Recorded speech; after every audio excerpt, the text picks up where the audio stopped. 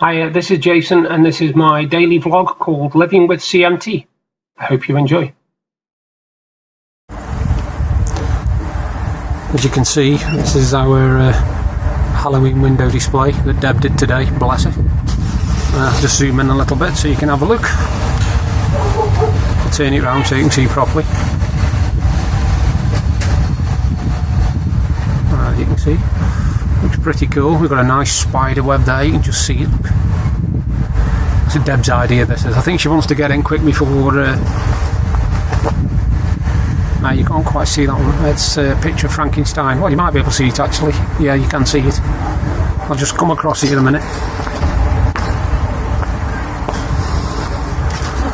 Yeah, there you've got a witch. So, yeah, Deb did all that today. Deb did that all today. So, that's our window display for Halloween. Evening, folks. It's Tuesday evening. I can't believe that it's Tuesday, the 30th of October. One more day to Halloween. Where has this year gone? Been a quiet day again today. I've not been anywhere because I've been resting me back after yesterday. I've had a weird, kind of strange day. I didn't sleep very good at all. I don't know what was up with me, but I was waking up literally every hour, every 2 hours. I wasn't in pain. I just kept waking up. But I suppose it's just one of them things. I can't do much about it. So I got up, 8:30, came downstairs, did my usuals, checked the emails, did all this sorts of stuff. I noticed people have been, for some reason, I don't know why, it might be because of my story, I'm hoping it is, but for the last couple of posts I've done, I've got quite a lot of views, over 20 per time, which is good.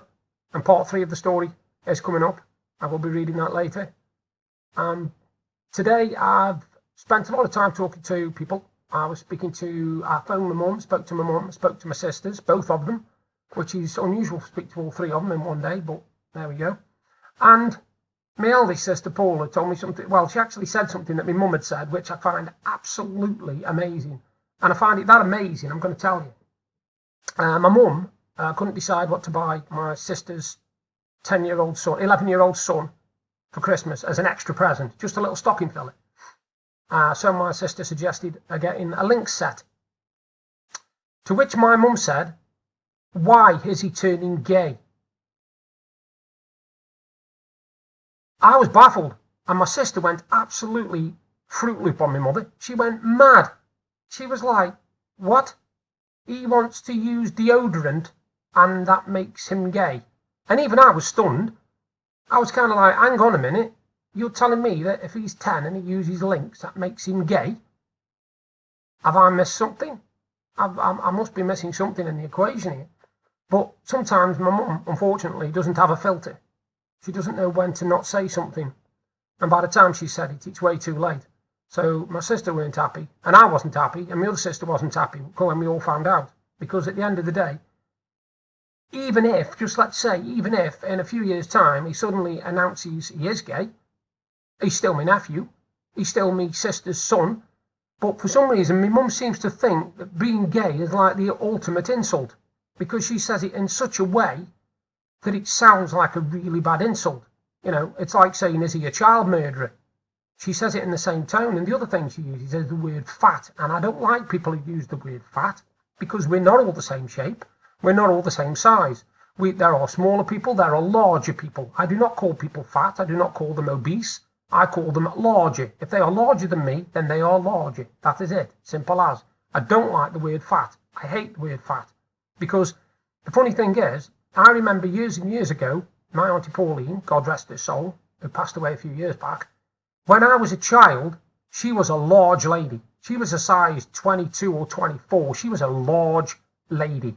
And if anybody had called her fat, she'd have knocked them into next week. I will tell you now. And the funny thing is, when I was growing up, my mum wasn't exactly slim. She was of the larger figure, and she's only 5'2", and nobody ever called her fat. But for some reason, now my mum's lost all the weight, as she's got older, she seems to think it's okay to point out when people are large. Well, fat as she calls them. I don't like the word, I won't use it. I use large. People are large. You know, that's my gripe for today. I was most upset about that when she said that about my nephew. But like I said, if he turns out in a few years' time to say that he is gay, does that mean that my mum is going to disown him? Not want anything to do with him? He's my nephew, bloody hell. At the end of the day, you know, sexuality is your sexuality. Job done. I think my mum seems to think that if she turns around and says to him, oh no, I don't approve, he's going to stop. You know, if he was gay, he's going to turn around and say, oh well, okay, then I won't be gay because my nan doesn't like it. Not going to happen, mum. Not going to happen. Anyway, I had a really good day today in myself. I've had a lot of back pain, but I expected that from yesterday because I was out quite a bit. But it's been quite positive. Like I say, I've done some more writing. I've done a lot of surveys.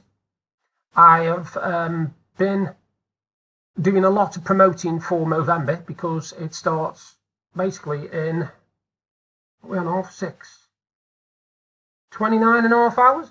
29 and a half hours. And then it's no shaving for 30 days. Now, as you've noticed, I have completely clean shaved again. And I will be doing tomorrow morning as well because I don't want to have a bit of a stubble at the start. I want to be completely clean shaved. Now, I'm looking forward to December the 1st because I get to open my Infinity War Advent calendar and I'll get my first silver coin. My wife is looking forward to it so that she can stand there at midnight with a bloody razor and say, get that off, you scruffy git. Because, trust me, it's a hardship to grow a beard and moustache when you've got a wife who doesn't like beards and moustaches. She never has done. I told her if she doesn't like a beard or moustache, she can borrow my razor. No, I didn't say that. I didn't say that, honest. She ain't about. No, that's all right. I don't get a clobbering for that one. I've noticed on the news today, again, a bit more about the fracking thing, and it looks like Blackpool Council, as in the Labour and the Conservatives, are joining together on this one, and they want it stopping. Because this company who's in charge of it, I can't even remember what they're called, they want the law changing. At the moment, the law states that if a tremor reaches 1, it has to be alerted, it has to be recorded. They want it changed so it has to reach 2 before it happens. Now, bear in mind, these people don't live here. They just work here. And once they finish work and they finish this contract that's 3 months, they'll bugger off to wherever they live. And I bet they don't live within a mile of the fracking, I can guarantee it.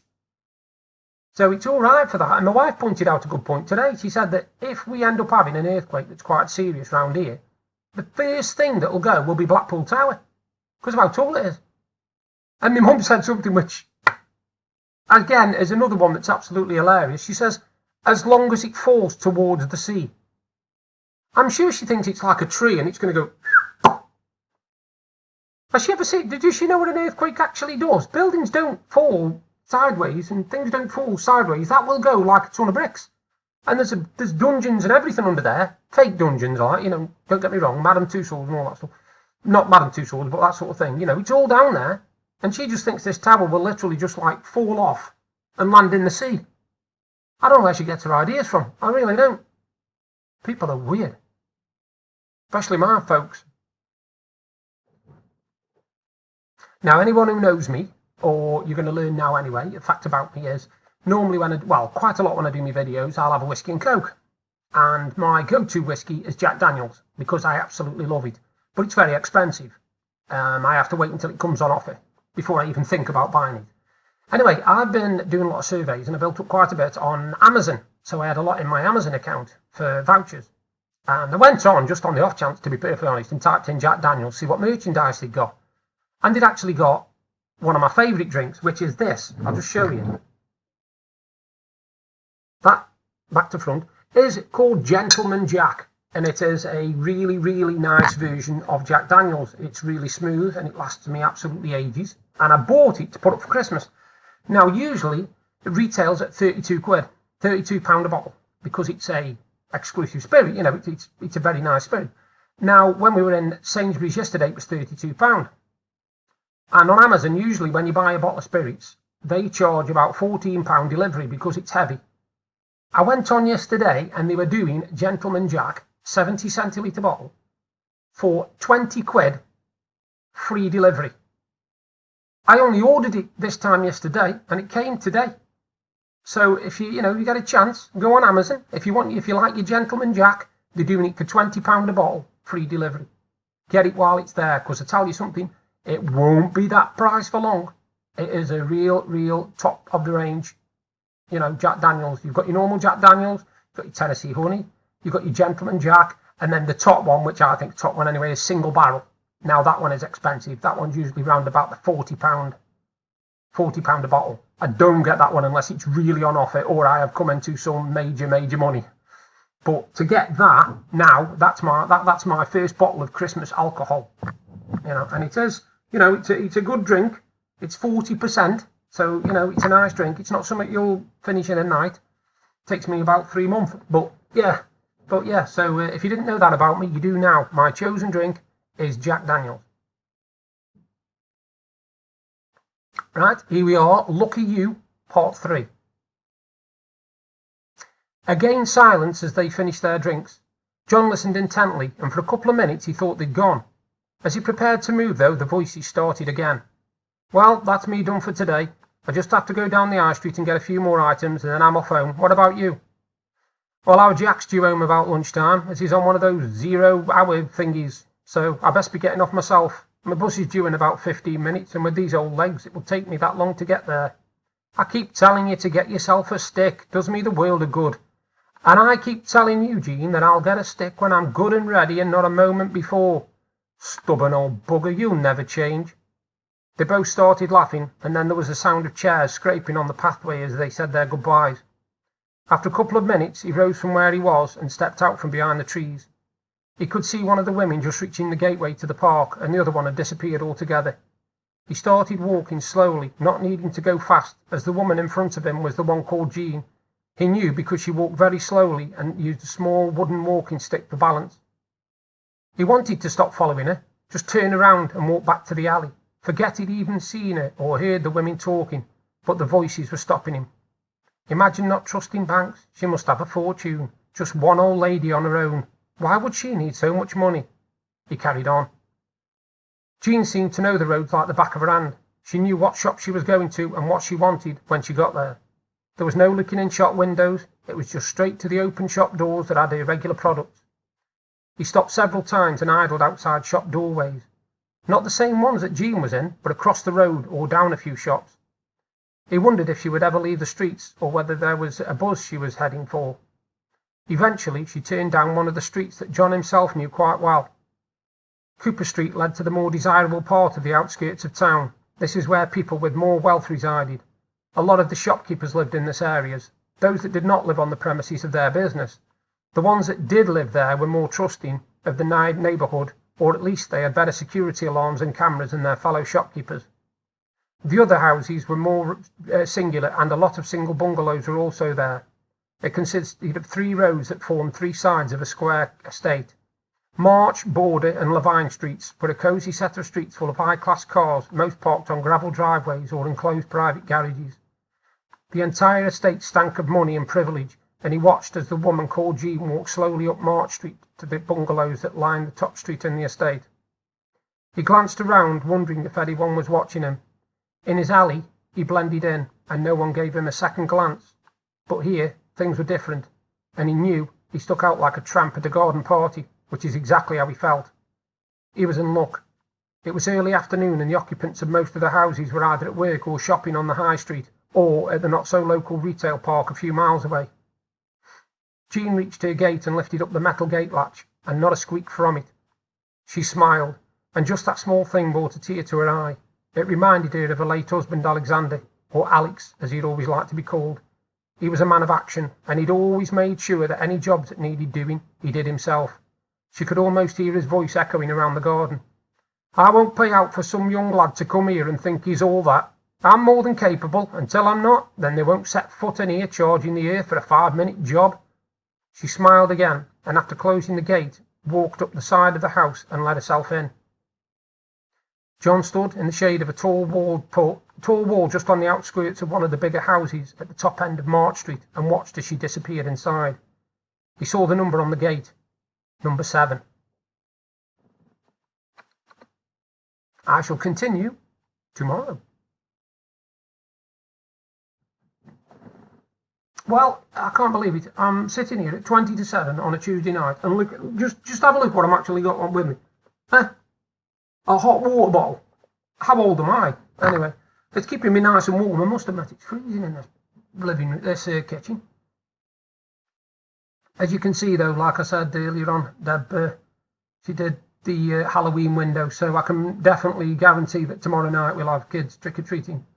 Now, I don't mind that, to be perfectly honest with you. You know, I mean, at the end of the day, we've got kids living across from us. We've got kids just up the road and all that, so little, you know, they enjoy things like that. I wait for the parents to turn around and say it's not a fair representation of modern life and stop them doing it, but hey ho, you live and learn, don't you? I haven't been on much news today at all. I haven't really been on much news at all. I spoke to my sister quite a bit. Like I say, we were talking about the Movember thing and how well, obviously I'm not saying this to people now. I'm not like, you know, try and get money out of your pockets, you know.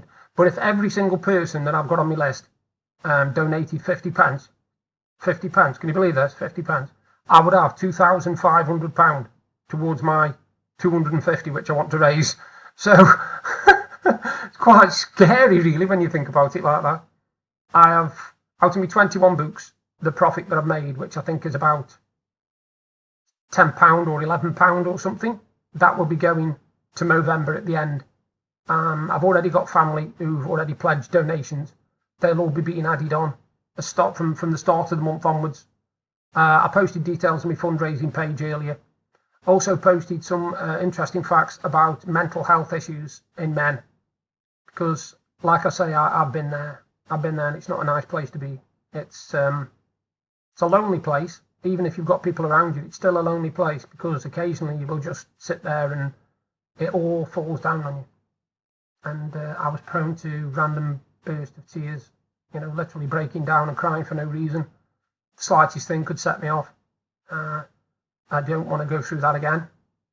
I'm hoping now that I'm sort of, you know, getting there, but I know there's a lot of men out there. Don't get me wrong, don't call me sexist. I know there's a lot of women who suffered with mental health, but I'm raising money for Movember, which is a man's charity. You'll say it's sexist, I don't care. It's a man's charity. It's all for men's health. That's the whole point of it. It's the Movember Foundation, and it deals with all things to do with men's health. It's not just physical side, like I say, it's the mental side. And to me, that's just as important, because you look at somebody who's got a physical condition, most of the time you can tell. You look at somebody who's got a mental health condition, not so easy, mate. Not so easy. You don't know what they're going through inside. You don't know, you know, what demons they're facing. A lot of the poems, my darker poems I wrote when I was at my lowest and I was going through dark times, so I know exactly how it feels. Anyway, that's it for tonight. Next time I see you, well, there's a surprise coming tomorrow. Bye for now. If you're enjoying the videos I'm doing and you want to see more, you can subscribe by clicking the link there. And if you want to see my exciting day from yesterday, you can click up there. Thank you again for taking the time to watch my videos. Bye for now.